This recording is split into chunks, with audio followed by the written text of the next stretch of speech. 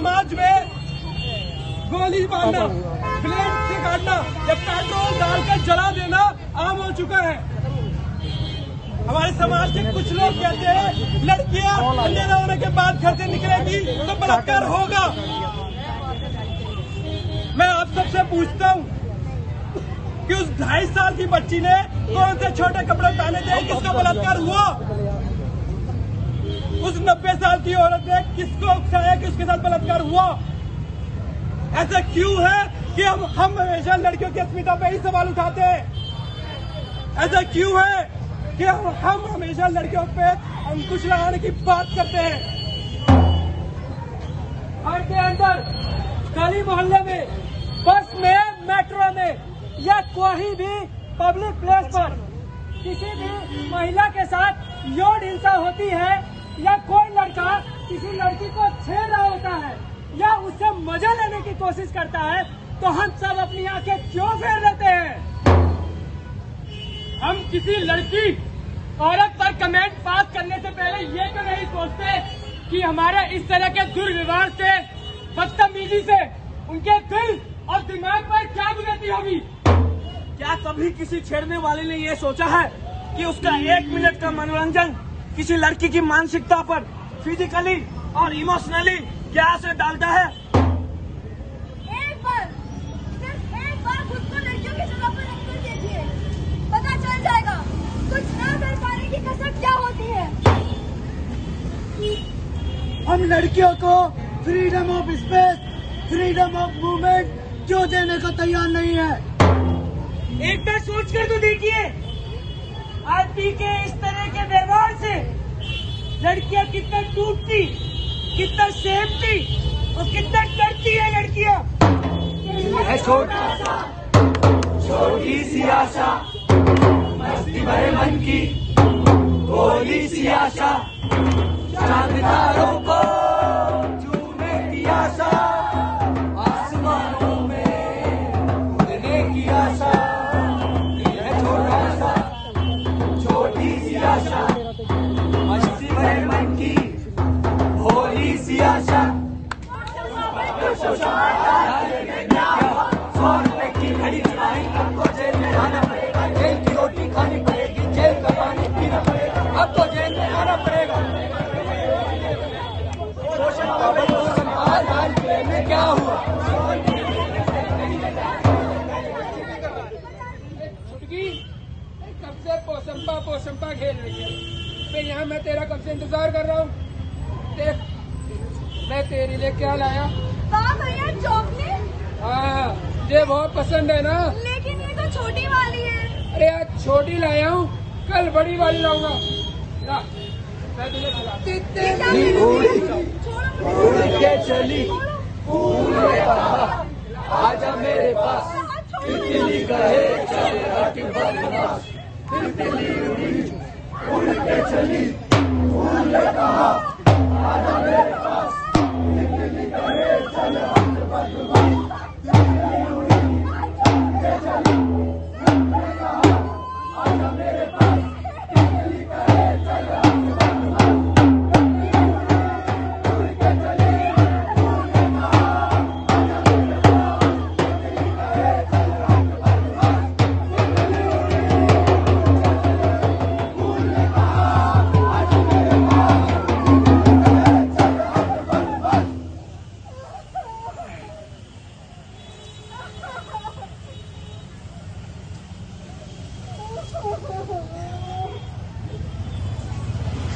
Delhi, NCR और पूरे भारत में इस तरह की घटनाएं रोजाना घटती है। हम सब रोजाना अखबारों में पढ़ते हैं, टीवी चैनल्स पर देखते हैं, 2-4 मिनट बातें करते हैं और उसके बाद सब कुछ भूल जाते हैं और ये सोचते हैं कि ऐसा कभी कुछ हमारे साथ या हमारे बच्चों के साथ तो हो ही नहीं सकता। एक 2.5 साल की छोटी मासूम बच्ची से लेकर 90 साल तक की बूढ़ी औरत के साथ बलात्कार होता है, यौन हिंसा होती है। इन सबका जिम्मेदार कौन? पुलिस, प्रशासन, सरकार या फिर हम और आप सब? एक कविता है, पहले वो मेरे शहर में आए, मेरे लोगों को मारने लगे, मैंने कुछ नहीं कहा। फिर वो मेरे मोहल्ले में आए, मैं चुप रहा। फिर वो मेरी गली में आए, मैंने अपनी आंखें बंद कर ली। मगर जब वो मेरे घर में आए तब मुझे बचाने वाला कोई भी नहीं बचा था। हमारी चुप्पी, हमारी उदासीनता ऐसे अपराधियों के हौसलों को बुलंद करती है, ऐसे अपराधों को बढ़ावा देती है। जरूरत है तो आगे बढ़कर कुछ बोलने की, आगे बढ़कर कुछ कहने की, आवाज उठाने की, एक्शन लेने की।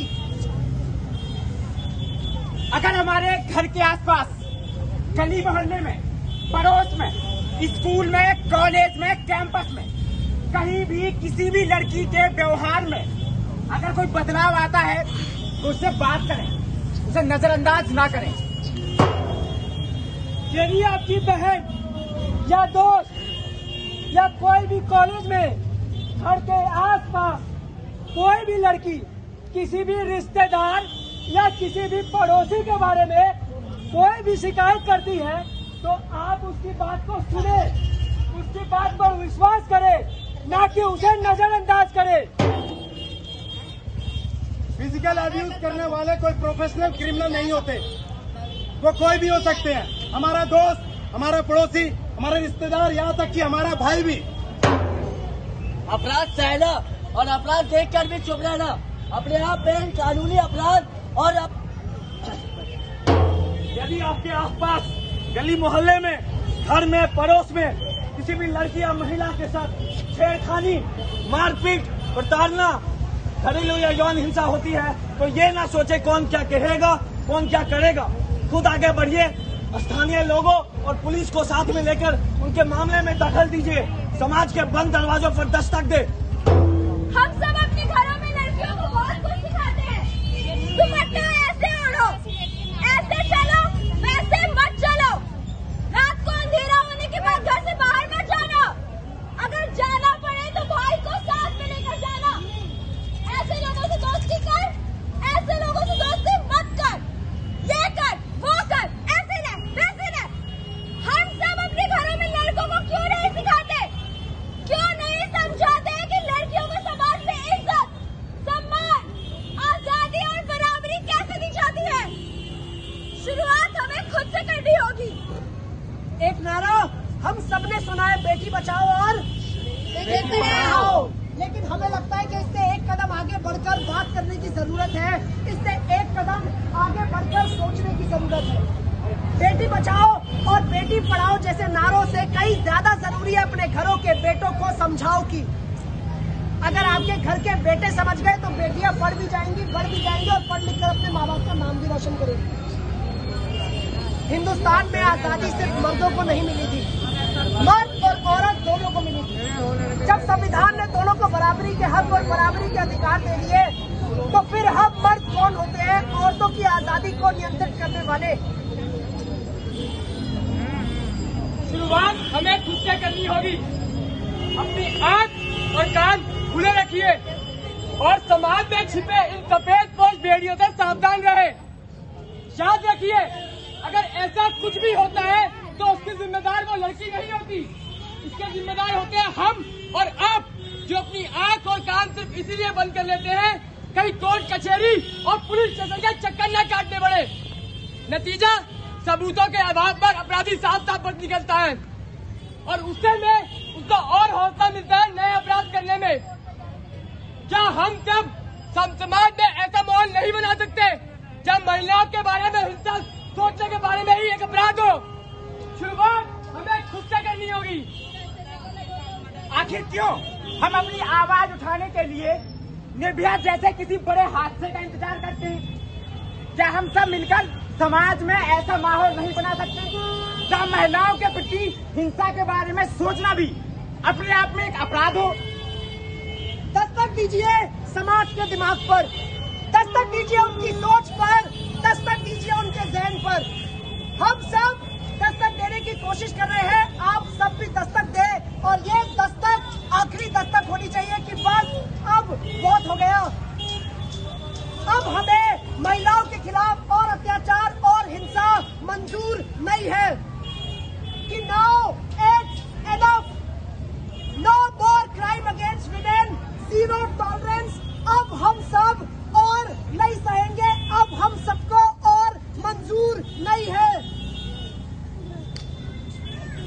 मंजूर है क्या आप सबको? मंजूर है क्या आप सबको? अब और मंजूर नहीं, अब और मंजूर नहीं, अब और मंजूर नहीं। तू जिंदा है, तू जिंदगी की जीत पर यकीन कर। अगर कहीं है स्वर्ग तो उतार ला जमीन पर। जिंदगी की जीत पर यकीन कर, अगर कहीं है स्वर्ग तो उतार ला जमीन पर। तू जिंदा है, तू जिंदगी की जीत पर यकीन कर, अगर कहीं है स्वर्ग तो उतार ला जमीन पर। तू जिंदा है, जिंदा है। हमारे कारवां को मंजिलों का इंतजार है, ये आंधियों ये बिजलियों की पीठ पर सवार है। हमारे कारवां को मंजिलों का इंतजार है, ये आंधियों ये बिजलियों की पीठ पर सवार है। दुआ कदम मिला के चल चलेंगे एक साथ, अगर कहीं है स्वर्ग तो उतार ला जमीन पर। तू जिंदा है, तू जिंदगी की जीत पर यकीन कर, अगर कहीं है स्वर्ग तो उतार ला जमीन पर। तू जिंदा है, तू जिंदा है, तू जिंदा है, तू जिंदा है, तू जिंदा है, तू जिंदा है।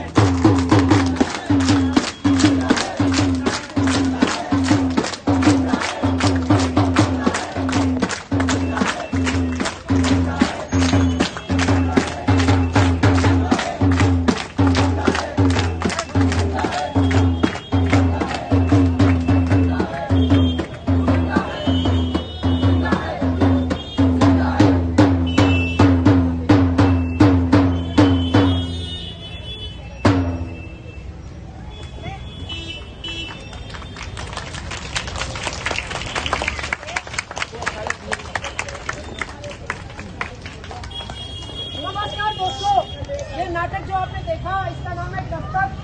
ये अस्मिता थिएटर ग्रुप दिल्ली की प्रस्तुति है और इस नाटक को लिखा, इस नाटक का निर्देशन किया है श्री अरविंद गौर सर ने।